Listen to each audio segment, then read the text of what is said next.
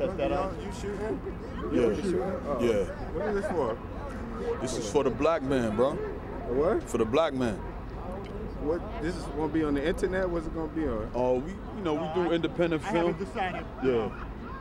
Yeah. Who are you, brother? I'm Brother Charles, the Sons I'm of Brother Africa. Mike. How you doing? All right. Yeah. All right. Yeah. All right, Represent. Go ahead. Did you get okay approval to be filming? Did we get an approval from? Brother, you know the brother Zaire? He's very well. They're founding members of the Malcolm X commemoration. Oh, okay, that's all you need to say. There you go. There you go. Thank you, brother. I've been seeing articles of you in Amsterdam. Yeah, he did, yeah. I ain't did, yeah. What's up?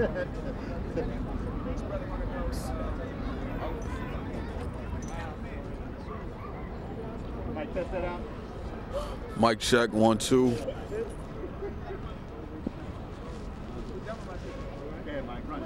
Yeah, 1, 2. Mic check, 1, 2. Mic check, 1, 2. Good, Mike. I wish you had to say it real quick. Yeah.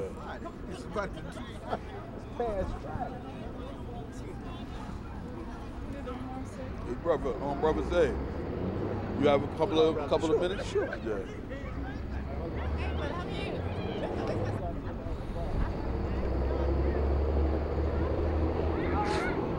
Okay. Is this Brother Herman's grandson? Yeah, yeah. You see how he grown? Oh man! Wow. Grown.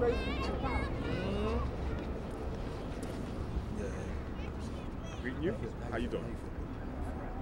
What's up, brother? Brother D, right? Hey. Hey, how you been? Brother Mike X. From the Bronx. From the Bronx. Yeah. Yeah. Yeah. How you been? I'm okay. How are you? I'm great, brother. I'm great. Good.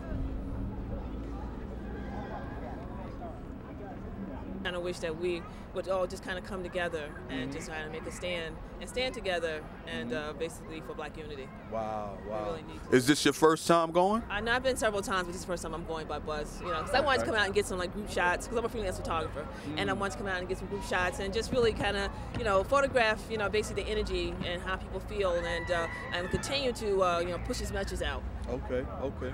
How do you feel? Do you feel that the young people today understand the significance of Brother Malcolm? Not really, because it's not being taught. Because I'm even like I don't live in the city. I live basically in New Jersey, and it took us a long time. Basically, when I was in high school, to get like a Black Studies program, we had to do this after school. It wasn't even part of the curriculum. So and like now, I mean, like there's certain people that are taught, but like Malcolm and Martin and things that basically I think that we really need to know for culture is not being taught, and that's basically one of the reasons why parents need to really kind of teach us in the home and bring their kids out to basically learn culture. I used to go down to various plays and stuff like that, and I would really kind of see other cultures to have their kids sitting in the audience, and the kids would be really disciplined, and they're sitting there and they're really kind of taking things in. And this is something that we need to continue to do. Wow. Wow, you said a mouthful. What do you think that we can do? I mean, I guess you answered that question to a degree. Like, all right, so what do you think like Malcolm's relevance to today? Like, what would Malcolm be saying to us if he was here in 2008? In 2008, we really need to kind of come together as a people, and I don't really see us doing that. Some of us is divided. We're over here. You got so many, civil rights organizations and so many divisions. Instead of us all being just, because we're all one people. But like I said, now everybody's in so different aspects. Because this one person wants to be a leader over here, and this one wants to be a leader over here. And I just basically feel that it's time to really kind of put down the titles and come together as a people. Okay, sister. Well, is there any last things you want to say as far as? I just kind of wish more people would really kind of come out. I don't know if it's really advertised. It was advertised in the Amsterdam News is when I seen as far as the bus ride. But I really think that we really need to start getting the message out. And we just shouldn't use May 19 just to celebrate Malcolm. I mean, we should be doing this 24/7. Okay. Thank you, Sister Jules. Thank you for that interview, sis. All right.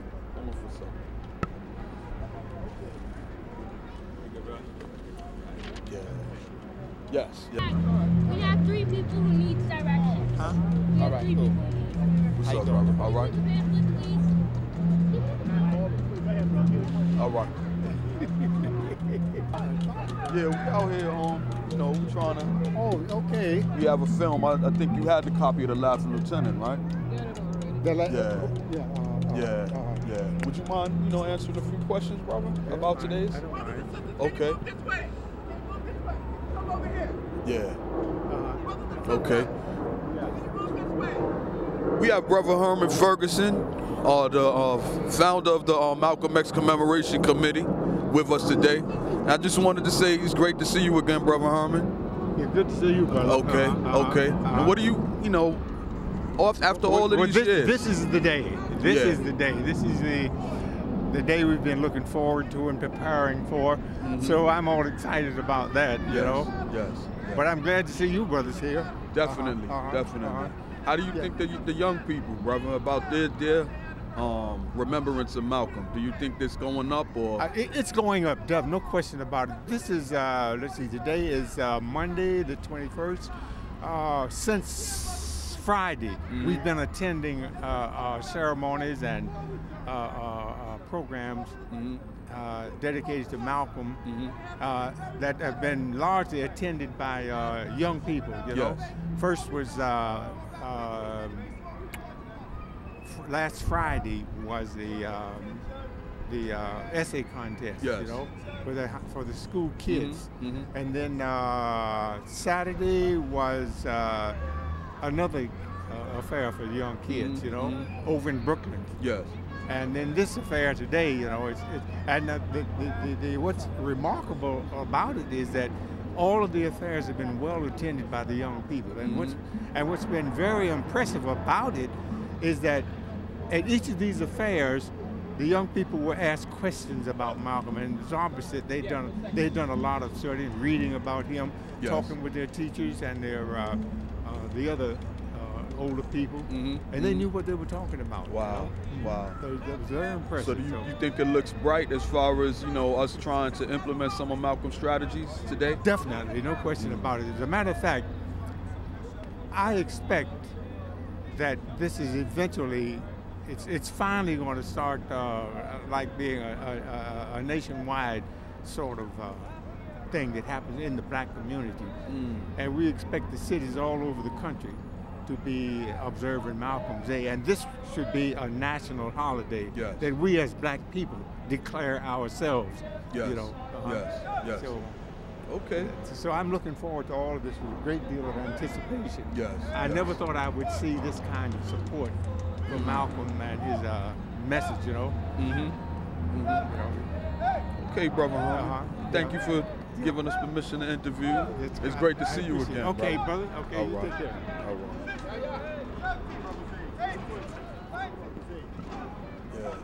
Yes, Brother Zaid. Hey, how you doing? Yeah.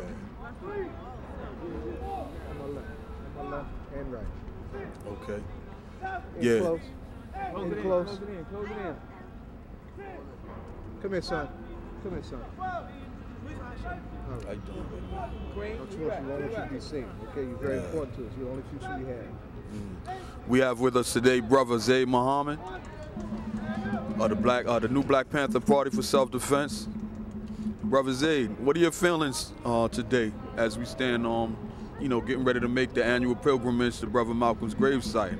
First, on behalf of all these proud soldiers of the new Black Panther Party, Black Power, and Free the Land, our spirits are heavy with the weight of this enormous ancestor. He's certainly my personal life direction ancestor, and it's very important that we claim and uphold his legacy as high now as we ever do, because there are a lot of confusing winds in the air that are going after the minds and hearts of our people, especially our young. So it's important to really hold up Malcolm's legacy, because when you get to Malcolm's legacy, one thing you'll always get, you'll get clarity, you'll get courage, and you'll get direction that will definitely do the job in terms of getting you straight on where you need to go.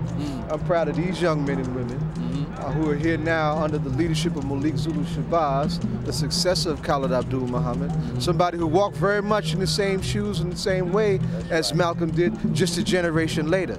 All right? And they've been proudly, against all odds, trying to hold the line and been doing it in a very exemplary way. So today we come as the honor guard to serve as the honor guard as we have for the last 8 years since Baba James asked us to do that back in 2000, and we will do that faithfully. But we're not just an honor guard.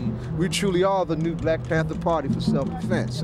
We truly are represent the next line of struggle in our community in terms of land independence and reparations by any means necessary. We're damn proud of that, and we don't bite our tongues or back up for anybody on that. Standing firmly on Malcolm's shoulders, without a doubt.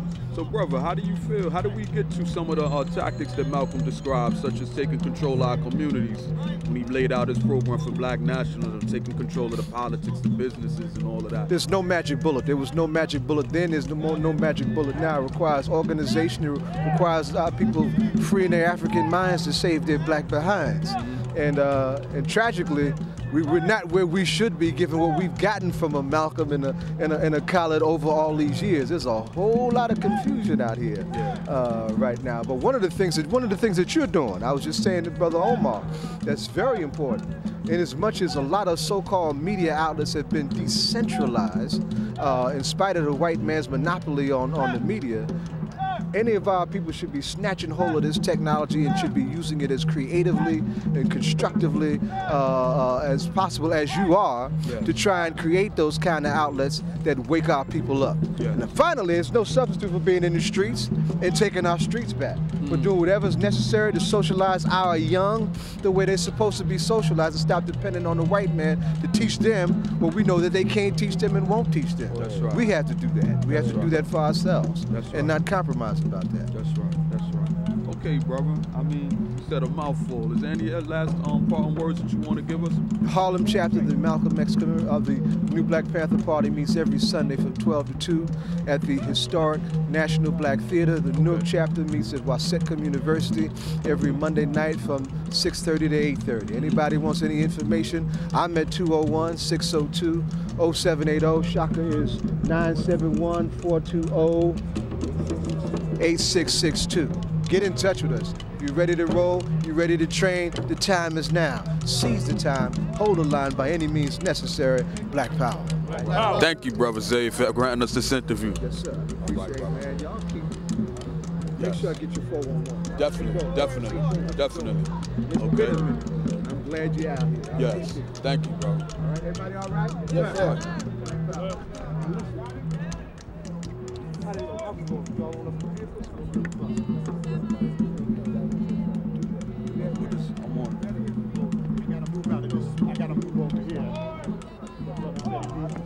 Okay.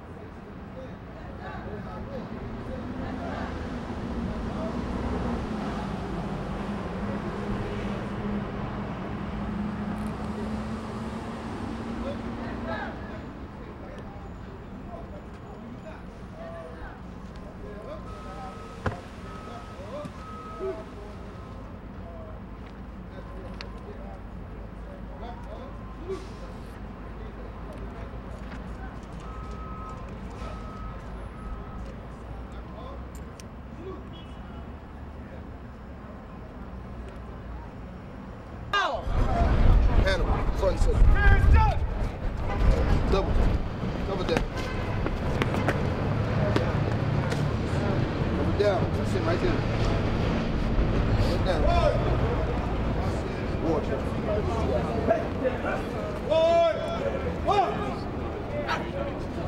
African people took the stand. Oh! Your turns, brothers. Close that space.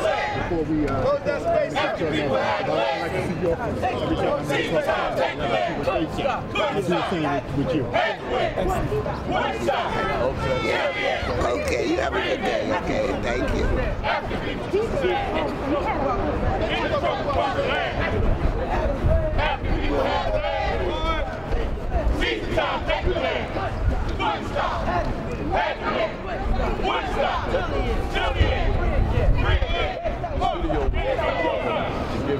brothers and sisters, you know, some personal information on the brothers. Continue his legacy.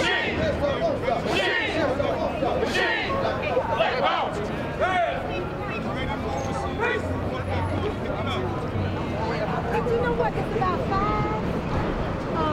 programs. You could get Brother Leroy Queen. Does anybody need to?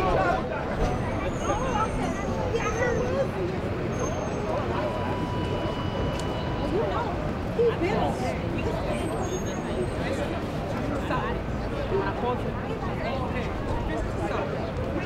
Brothers and sisters, it is important for us to start boarding the buses. You don't have to watch the military train. You can be a part of the military. All you gotta just do is sign up. But if you are a civilian, which most of you seem like, please board the buses. Let the soldiers train, the civilians, please board the buses.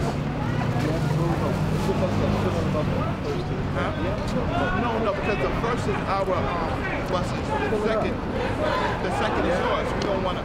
We want to make sure that the count is right. All right, okay. Okay, if you're with Malcolm X Commemoration Committee, please board. Meetings every, this area. Where you at? In New York, sir? Yeah, so 116 and first.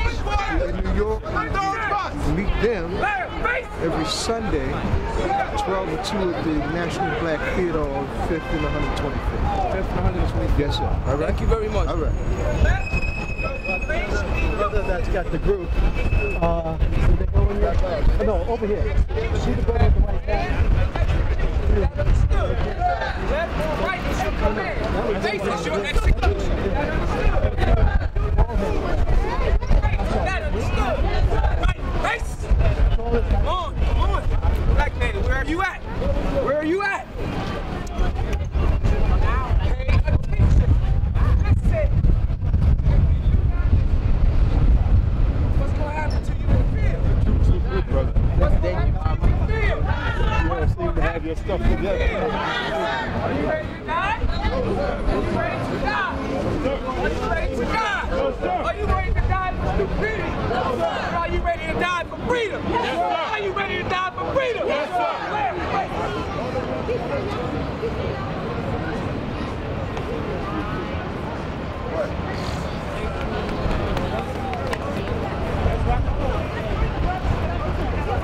Oh, that's making my head hurt. That's making my head hurt.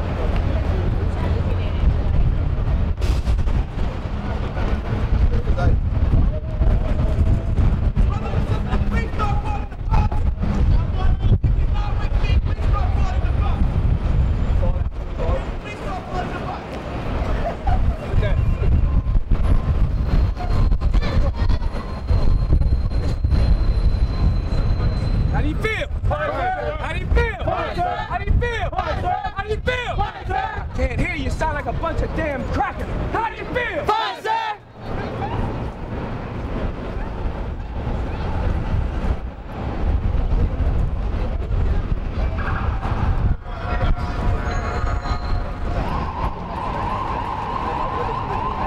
We got 16 in the total count. Soldiers plus the All right, homie. All right, brother, man. Trying to get some footage. As you are. Hands 10, hut.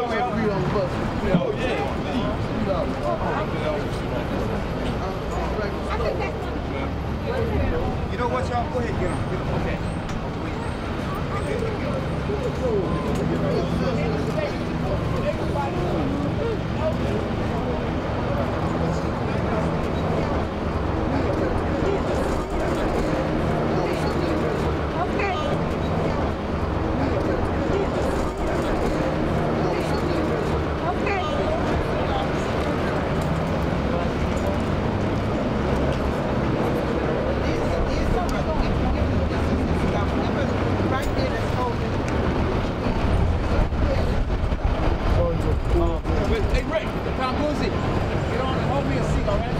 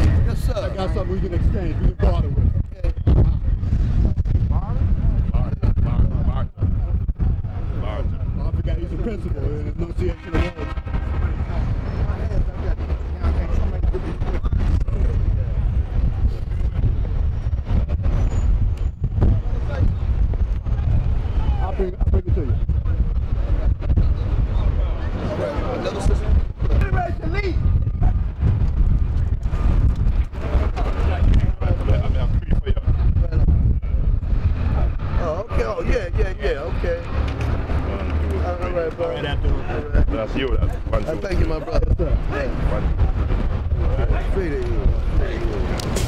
right, thank you. Okay, brother. Be careful with your money, man. The wind's blowing out here.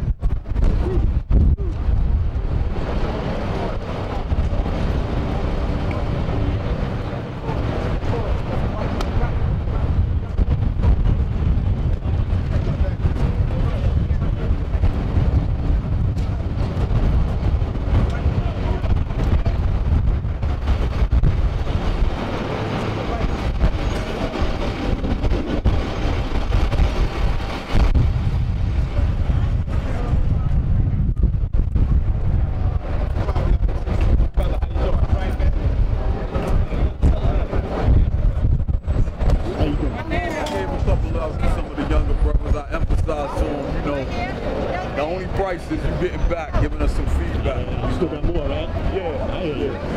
There was this sister that I used to work with in Harlem. She said, you know, that I was going to let her ride with us, but I don't know.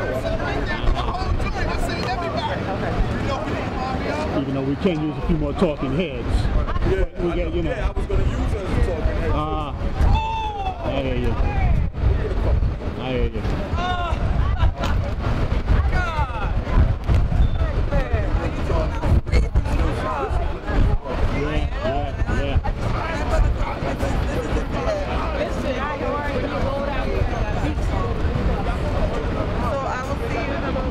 We'll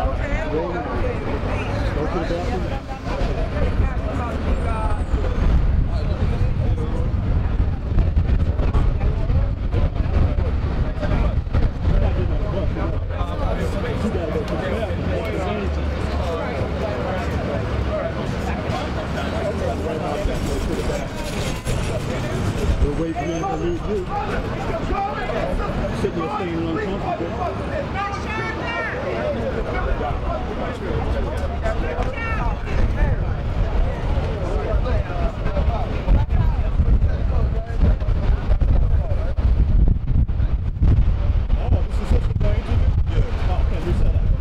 Well, she gonna go with us. She's gonna go with us. Yeah. I am going. Nah, she's gonna. I'm gonna interview. We are gonna interview her though. Yeah.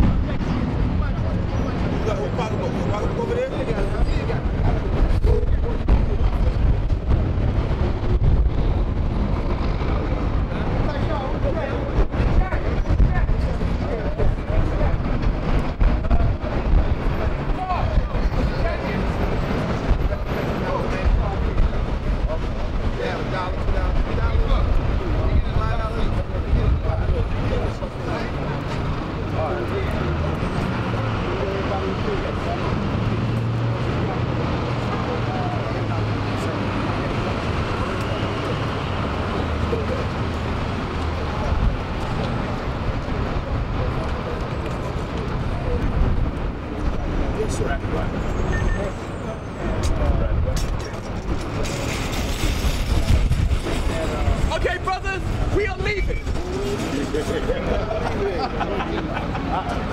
Panthers, head to your vehicles. Head to Panthers. I'm talking to the troops. Head to your vehicles.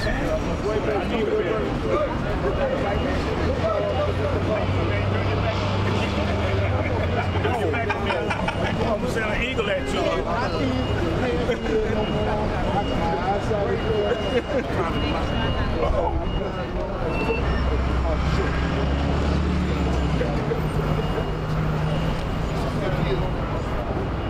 Okay. All right. Give it to her. All you can do.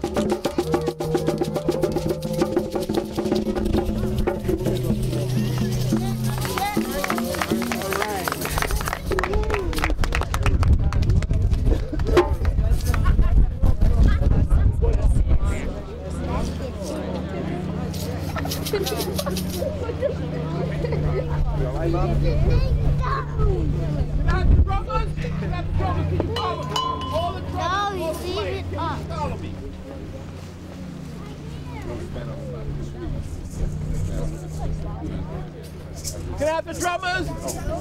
All the drummers, all the instrument players.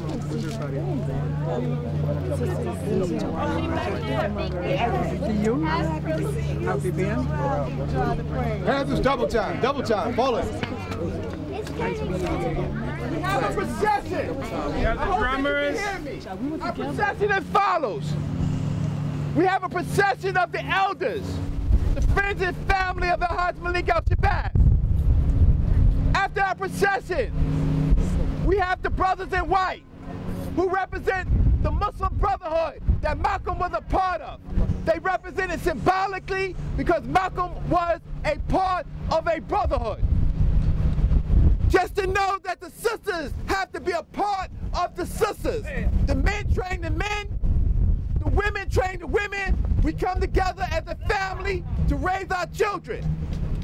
After the brothers in white, the sisters come. The children come. After the children, the sisters. The brothers surround the family, and the new Black Panther for self-defense takes care of the logistics on the ground. That is the order of the program. Just give us a few minutes and the procession will begin.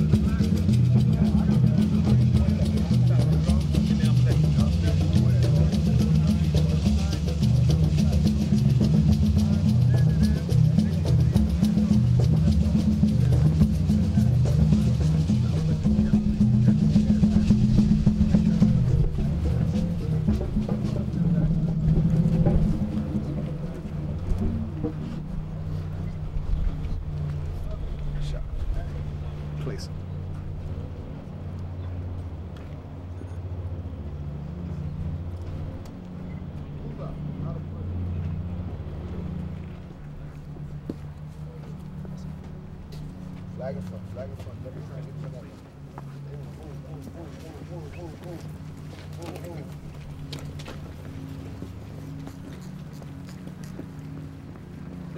Oh.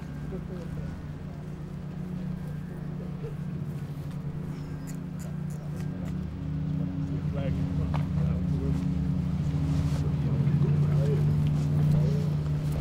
Right there, sir.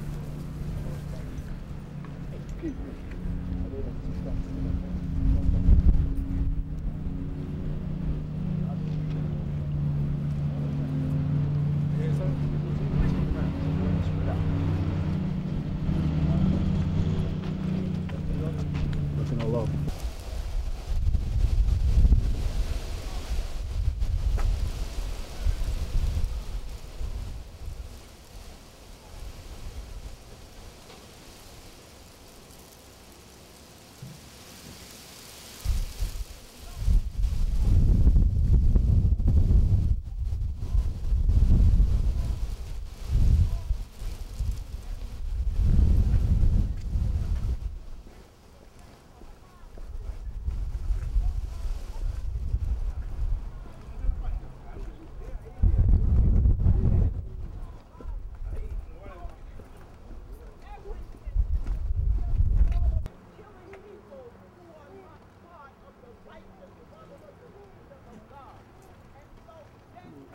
When they start leaving, after they leave this area, I don't mean to give it to them now. I think it's time. We waited long enough. It's time. You cannot listen to all illusions on television that are music or movies. You have to discipline yourself with illusions. No sexual promiscuity. Whether it's adults trying to destroy our young boys, touching you where you should not be touched. This is Hopefully someone's recording it.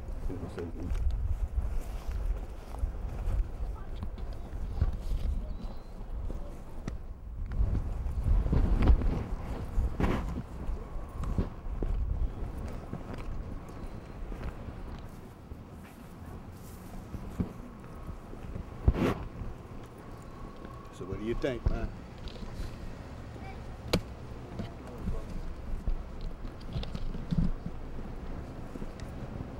See about a 7 moment. It's cool if it's, something will happen. They're gonna do something.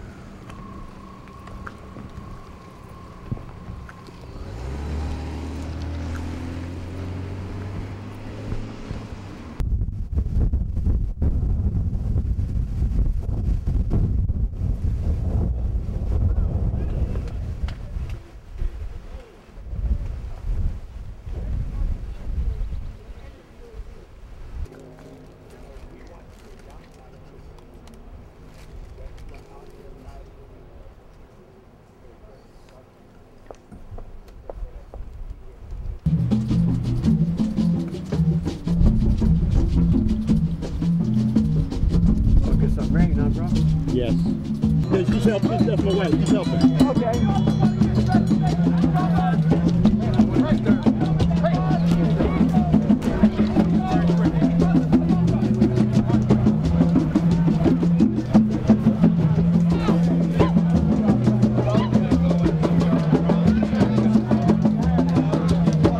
Find out who's riding each bus. And if you give it to them, you won't do it that way.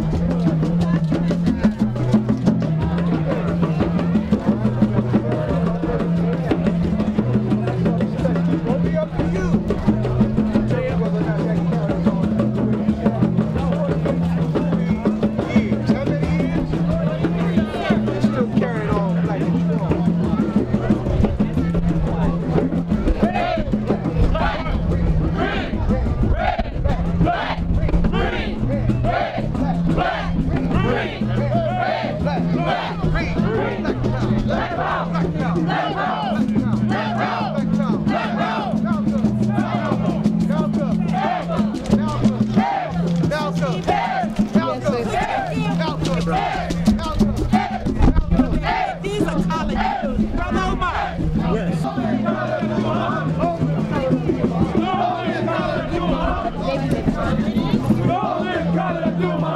Oh, thank you, brother. That's a long time.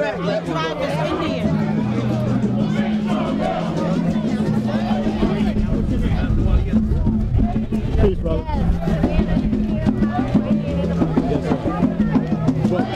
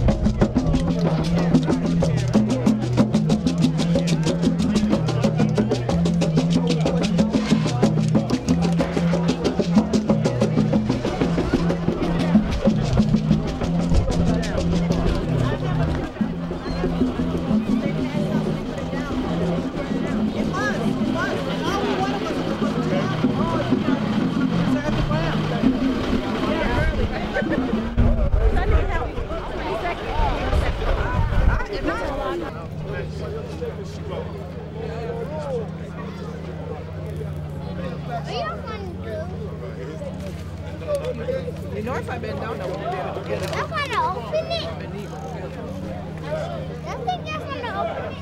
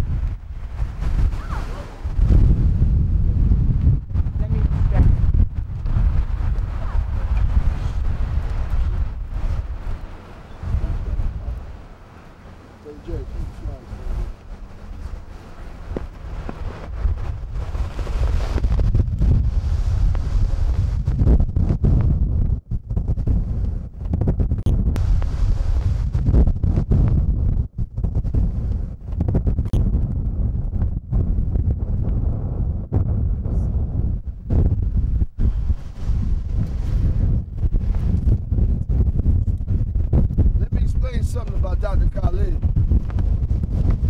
Dr. Khalid's mission was to unite African people. Is that understood? Yes, sir. We know that a lot of things separate us. Not just the white man, but a lot of things within our house separate us. Because we forgot that we came from one common root. So we let words, we let traditions, we let thought separate us. And that can't happen anymore. Black Power? Black Power! 2 years ago, I had the pleasure of witnessing a healing. We all know Baba Benefit, long time member of the US organization. And my uncle, Sir Reynolds, aka Bullwhip, a long time member of the Black Panther Party, who historically had differences, blood differences. People lost life differences. Well, it was because of Dr. Khalid's mission and spirit that those two great men stood right here and united those two great armies to be one army. Do we understand the power of this man in front of us? Yes, sir. No one else could do that. That's right. No one else could do that. No one else can make those soldiers come together. Some of us in our ranks right now used to be Bloods, used to be Crips, used to fight one another. Is that not right? Yes, sir. Used to sell drugs. Is that not right? Yes, sir. This man here, Dr. Khallid Abdul-Muhammad, gave praise to that man there, Malcolm X. And both of those men gave praise to the most honorable Elijah Muhammad. That man gave respect to a man named Marcus Garvey. Do we see the line here? Yes, sir. Do we see the connection? Yes, sir. Will we let anybody separate that connection? No, sir. Will we let anybody separate that? No, sir. They all stood for the red, black, and green. Now it's our turn. It's our turn to stand for the red, black, and green. That's right. It's our turn to make sure that this flag always flies high. We shouldn't wait to just one day a year to come up there. We all know where it's at now, don't we? Yes, sir. Everybody know how to get here now? Yes, sir. Well, it's your job to stand guard over this. If those crackers can honor the legacy of Kennedy, a double-crossing thief. Go ahead. He got into power from the money from a blood-sucking thief, his father. Go ahead. And these criminals think it's an honor to stand and be the color guard on that grave. Go ahead. I say, may he rest in piss. That's right. I said it, rest in piss. Yes, sir. They will pick around the country who's going to cover down an unknown soldier. What about the unknown soldiers in our struggle? Go ahead. What about the unknown soldiers in the bottom of the Atlantic? Go ahead. The unknown soldiers who fought before we even crossed the Atlantic. Go ahead. I say right now, if we're going to be warriors, well, this is your mission. This flag and this is sacred ground we stand on. Yes, sir. And it should be covered down like such. And when you go back to the city, if anybody, and I mean anybody, is not talking about the unity and the upliftment of Africans, they're a traitor to this nation. Right. And their heads should be cut off. That's right. And handed to us. That's right. Still black. That's right. We ain't playing no more. We never been playing it. We not playing it. And burning out. They're shooting us 50 times in the street, dragging us out of our houses and beating us. Some of you might not know, but a few months ago, in the Midwest, a young woman was shot, and her 1-year-old baby was shot in her home. Busted in our house. Opened fire and blew the hand off the baby and killed her. We got no more time for players, soldiers.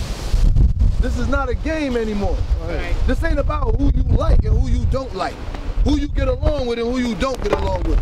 Whose opinion you favor and whose you don't. It's about the blood of African people being spilled, and it's time to stop it. Is that understood? Yes, sir. Is that understood? Yes, sir. We speak one language around here, and that's black nationalism. We don't know no other way.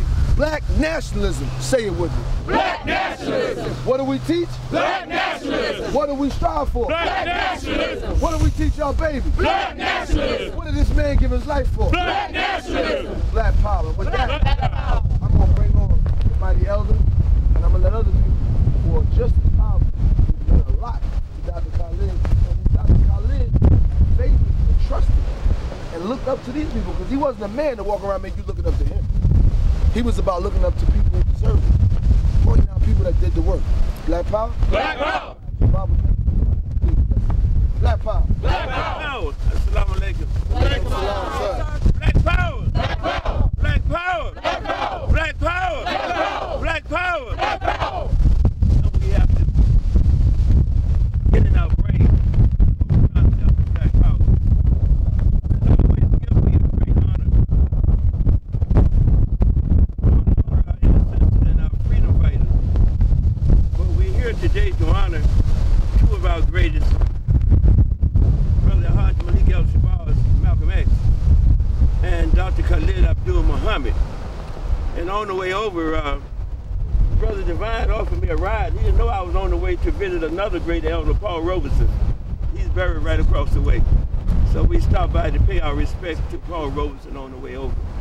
We must forever, forever, forever remember those who sacrificed for us to be where we are today. I met Malcolm in 1958. Most of y'all probably wasn't going there. I served as a young FOI. That was the first army that I was with. And the US organization came later. But Dr. Khallid Muhammad, of course, you can never say enough about this brother to give him credit. But I first met Khallid, I probably knew him more than longer than anyone here, but I met Khallid around 1970 when he was a young FOI at Mars 27 in Los Angeles. At that time, he was Brother Harold X. And he was a ball of fire then, as a young man. And I knew he was marked for greatness wherever he went. And he used to pick my brain once in a while because he knew I was an ex-FOI. And would ask me, different questions about Malcolm, Muhammad, who I met too. And every time we see each other, we would talk. He used to be my, actually used to tell me about Muhammad Speak newspapers back in the day. And I was having selling his papers down in front of the unemployment office in downtown Los Angeles.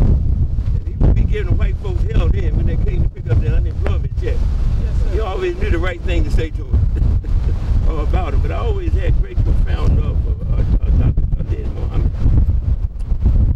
I left the West Coast in 1971. I didn't see him again until he became a helper of Minister Farrakhan. And that's when I ran into him again. He was so glad to see me at the time. And we renewed, that friendship we were talking about when we would see each other. But it's just, brings profound emotion, when I talk about Khallid.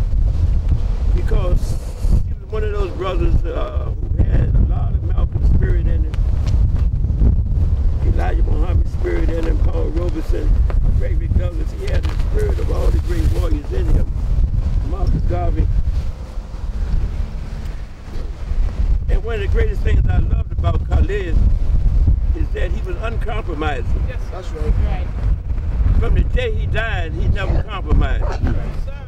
He never backed up on who the enemy was. And he was always very clear about that. And Khallid had a profound interest in the development of young people. There's another quality I admired about him. He didn't have any hang-ups about young people coming up and getting up and progressing. That was one of his desires, When it was with Minister Farrakhan, he was so militant that Farrakhan almost had to back up on it. But that was his spirit, you know what I mean? That's what the spirit that he was born with.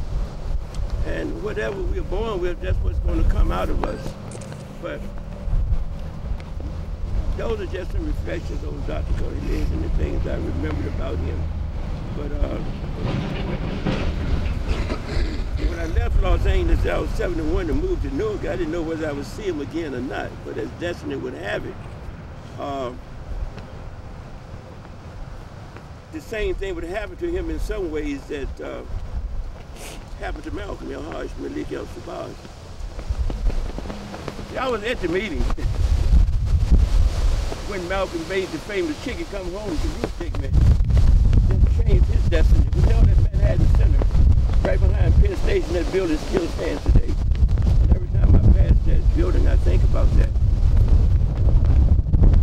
And as time would have it, Khallid would face, some problems with his teacher, and the rest, is history.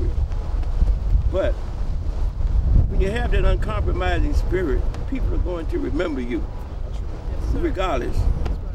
And I'd rather walk in the path of those who would stand up as men and because of your life. I was one of those who offered all kinds of jobs and positions, but refused to take it because you would compromise your manhood, in the process. But that was the spirit of Dr. Khalid Muhammad, wherever he went. He was always an uncompromising warrior for our people, uncompromising in pointing out who the enemy was.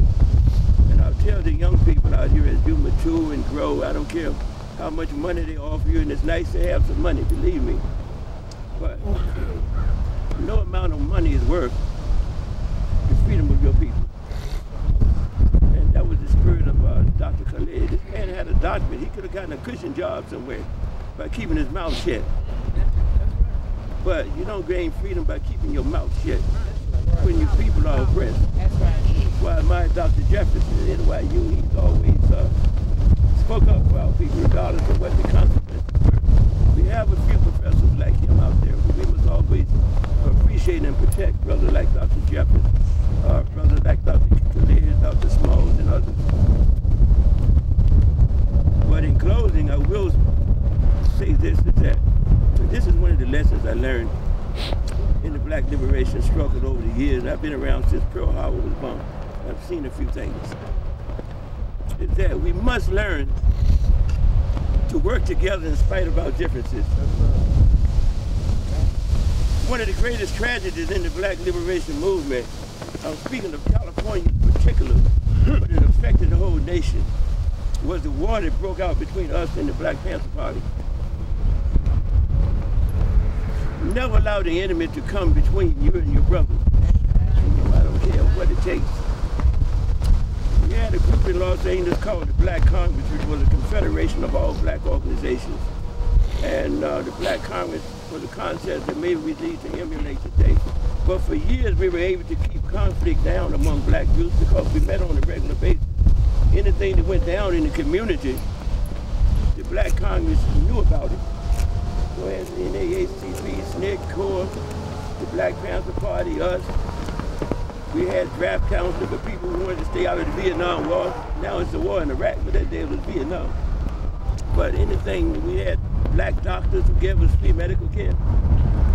But what I'm saying is that we have to think in that concept today of forgetting our petty differences. We should never spill another black man's blood,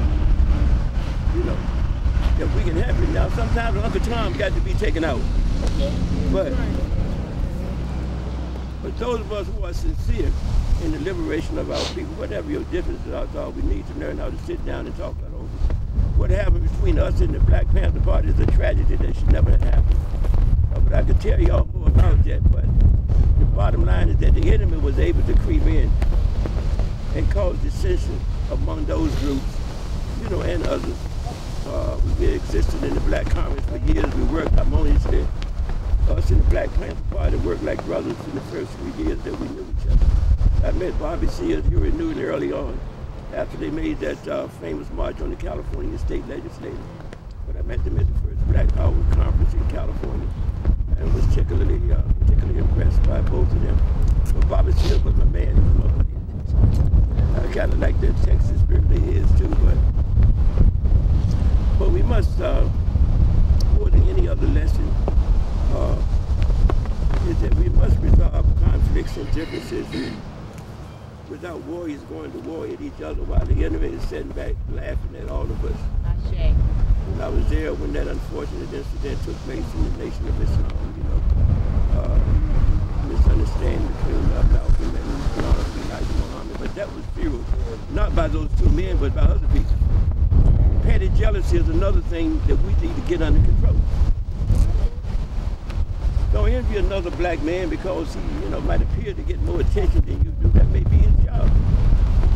But we must learn humility in this struggle. That's right. But it's not about one of us, it's about all of us. And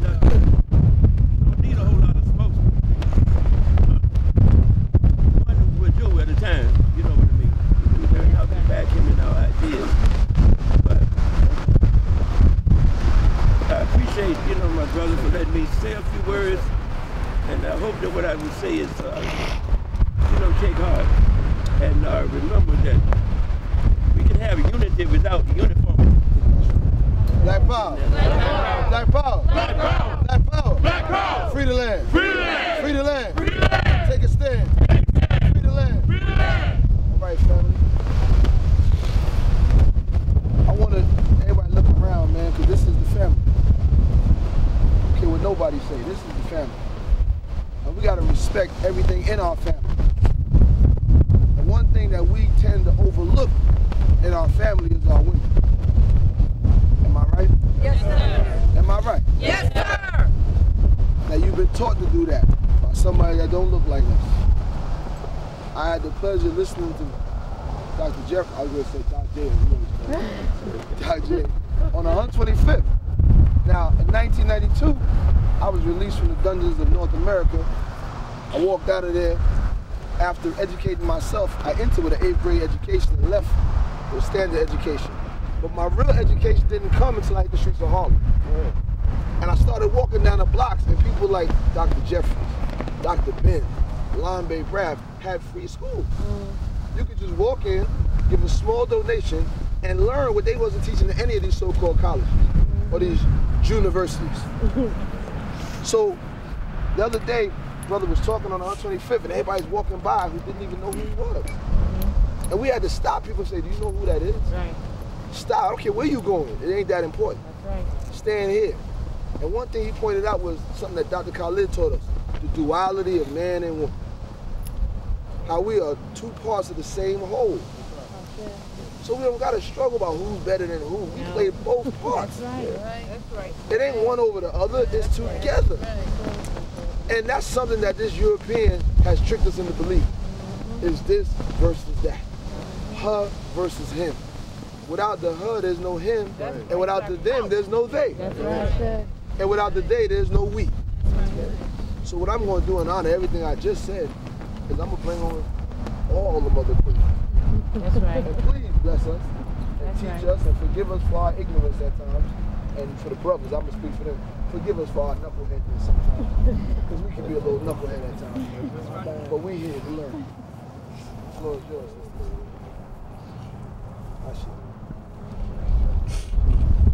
Y'all can speak. Whatever y'all want to tell us, we'll listen.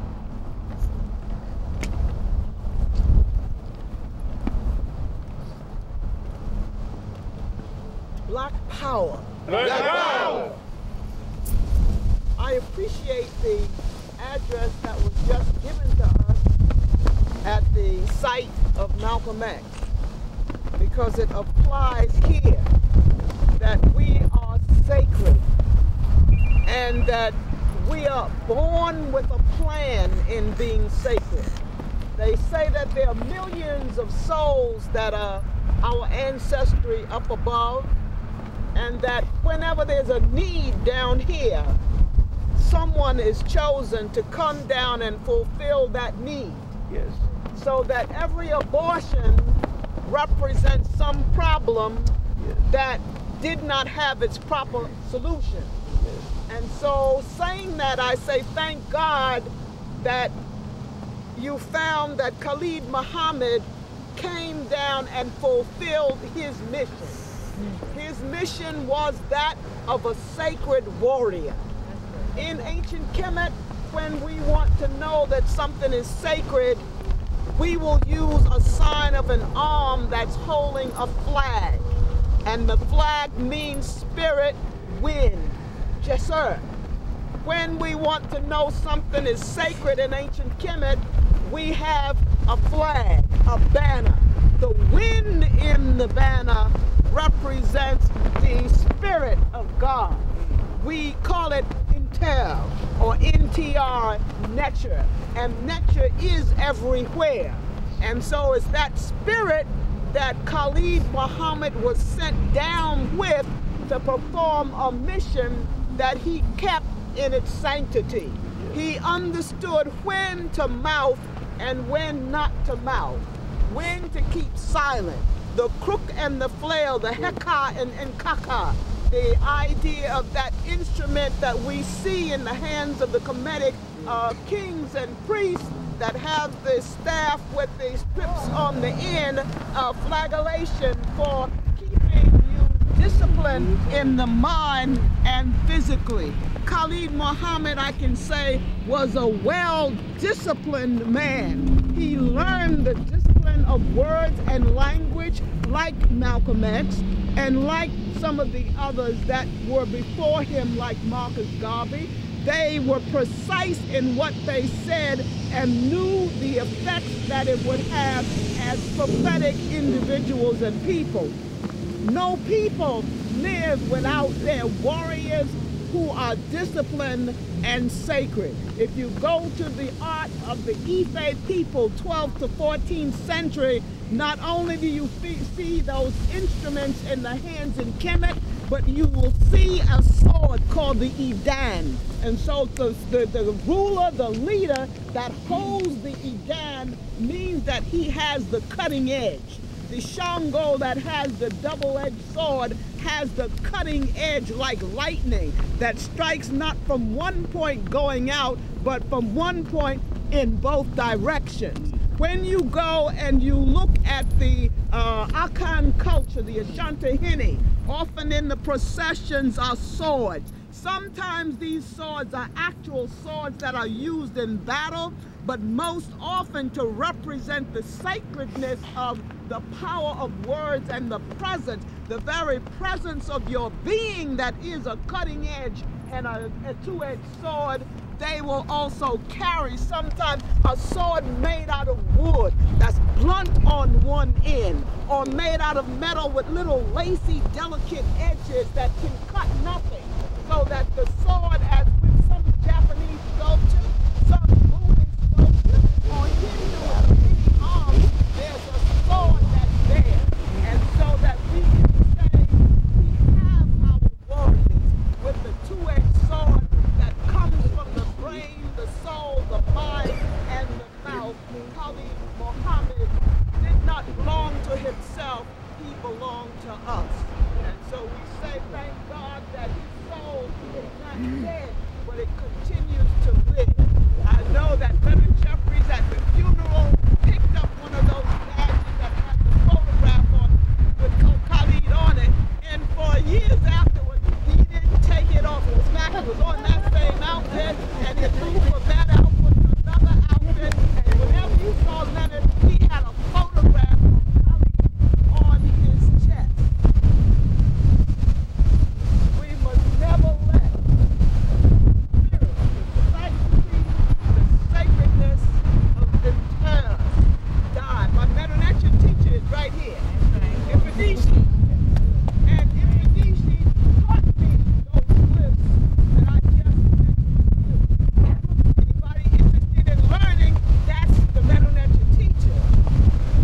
And so to learn these things is to make that decision as to what Europeans said about those glyphs and what black people actually meant. And that cutting edge distinction, the ability to discern situations and time, you cannot do unless you maintain your sanctity. The brother spoke about our relationships with each other. Leonard always said we can be disagree, but not be disagreeable for the sake of the unity, for the sake of the terror that lives in nature and in everything. And so that those are the lessons. I'm so proud and happy for all of you, because you show us and you demonstrate to us what discipline is and what the sacredness is of maintaining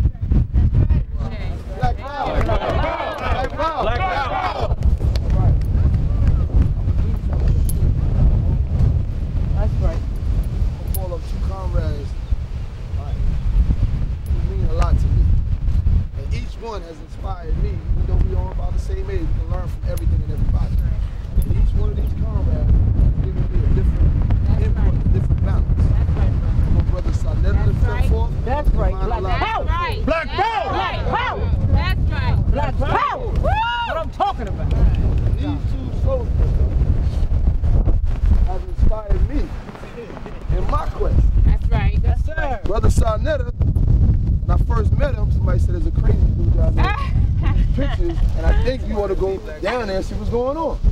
I got down there, the brother was doing his thing. That's right. And I told people, leave him alone. That's right. Let him do what he got to do. We need to see that. That's you know? And then, 2 years later, I had the pleasure of meeting Dr. Khallid. That's right. He said, we got some young people. I want you to work with these young people. I want you to get to know them. And me and his brother Divine, we didn't get to meet them. Things happened. Years later, I came into the ranks. We were going to the African Day Parade. Brother Shabazz, Sister Khadijah, and Brother Hannah, and myself, we were like the only 4 Panthers running around the street. And we was like, ain't no world they gonna have an African Day Parade and we ain't in it. That's not gonna happen. They can't do this and not talk about Dr. Khallid. So we got on the phone and we did. And so I met this brother. And both of these brothers are my family. That's just right. like you all are. That's right. These are my brothers. Right. And me personally, I would get my light on for either way. People have tried to come between these two brothers. Have tried to separate the strength that these two brothers have because both of these brothers are dedicated to this nation. And people don't like to see us when we get like that. They don't like to see us united. They don't like to see us strong. I didn't talk to either one of these brothers about what I was going to do today. Because I know how we are as brothers. It might not happen. So I said, brother Corbin said he's coming. I said, Black Power. That's right. So I made a special salat this morning and asked for some help when I get here. And it's been going on all day. So what I'm saying, family, is now on, these brothers will never be separated. We as a family will not allow them to be separated. These brothers form the House of Conscience. A house that is all over this country. And I travel a lot. Everywhere I go, the House of Consciousness, I see a DVD. Somebody asked them about, do you live in Harlem? What about the House of Consciousness? Where is the House of Consciousness? I said, you the House of Consciousness. That's right. That's you, you know? That's right. But this was created by these two brothers. And we're going to make sure that if they can't get it together, we get it together for them. Black Power? Black Power! Black Power! Black Power! That's what it's about. That's right. Yes! Yes! Black Power! Wow. And unity is a hard thing and it takes work. That's right. Unity takes work. And unity takes a village to maintain. And love. So when we forget to love each other, you can make us love each other. That's right. And to our elders, every once in a while, it's all right. Spank us. When we running out of line, please put us back in line. Please. We need, as much as we know, we need more. And we're going to give it to these folks. Black Power? Black Power! And with that, I want to bring up, hey, stop. See what I mean? I want to bring up Brother Dr. Leonard Jeffries, who to all of us, that's one of our Bibles. You know? And I want to get it for you. Listen and learn. Black Power, brothers. Black Power. Black Power family. Black Power. I won't be long because Brother Keffer reminded me I should have gotten a chair out of my trunk.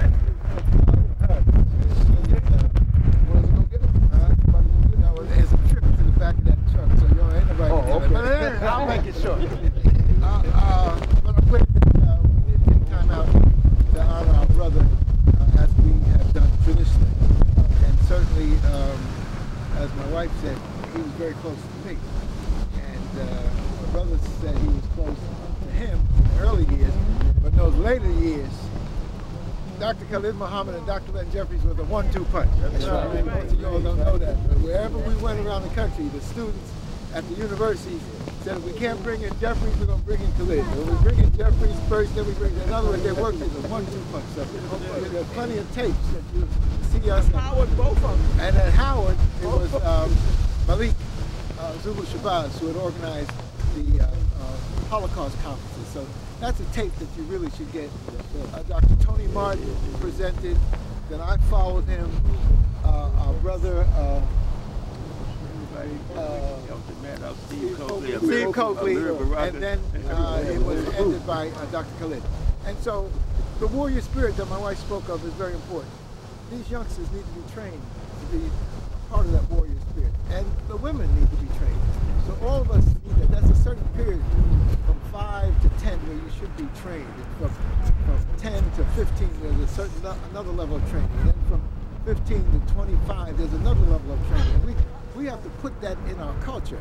Otherwise, we're fooling ourselves. We listening to hip hop and rap, etc., talking about gangsters, talking about this and talking about that. But we need to make it a cultural reality, controlling our socialization process from before the womb to after the tomb. And so, as my wife said, the ancestors will be speaking to us, and then our elders will be a part of what we're doing, and we'll make it real. Dr. Khallid Muhammad was, as my wife said, he was carried on my chest wherever I went.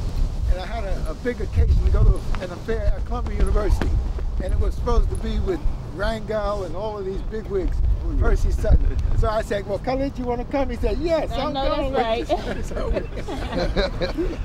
we went up there and made our statement. It's about struggle. That's right. Whoever controls the images controls the self-esteem, the self-respect, and the self-development. That's right. Negative images are programmed into our community, particularly our youth. And so they're not into a positive self-esteem. They're not into a positive respect. They're not into development. They're into arrested development. Mm-hmm. And so we have to see the unity of the creation of the Creator, and we are a part of that. Our sacred mission that Dr. Khallid had, and that all of the greats that he emulated had, and that we are trying to follow, had a sacred mission to restore the fullness of Africanness. When those brothers came up out of the ground, after 2,700 years, my heart is still jumping to think that the ancestors have this process of understanding science, that there is transformation, there is change, there's renewal, there's rebirth, and it's a cycle. And here these dudes were coming up to remind us that even death and destruction is not the end. There's always renewal.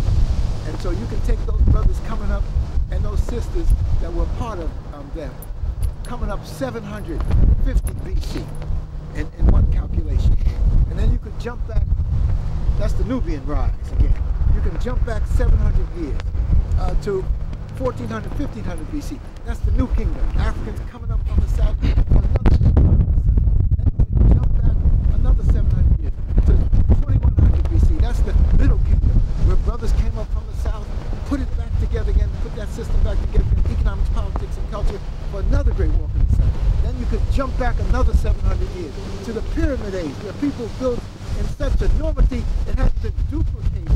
And of course, you can jump even further back. I'm saying we need to see the renewal process that's part of our tradition. And certainly, our brother Moss was lost to us in the flesh, but he's forever with us in the spirit. And certainly, the complementarity of the male and the female principle needs to be manifest. And he had that understanding.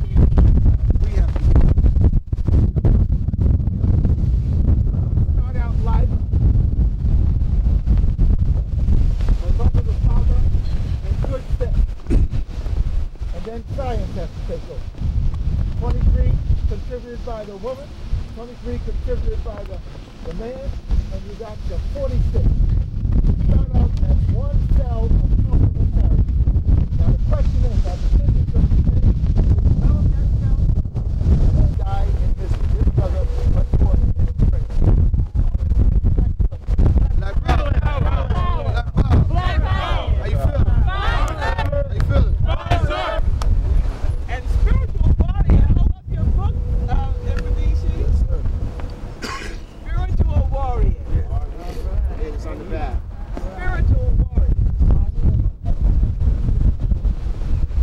Black Power, we're going to have our National Chief of Staff, our Chief of Executive, say a few words over the phone as soon as we reach him. Black Power? Black Power.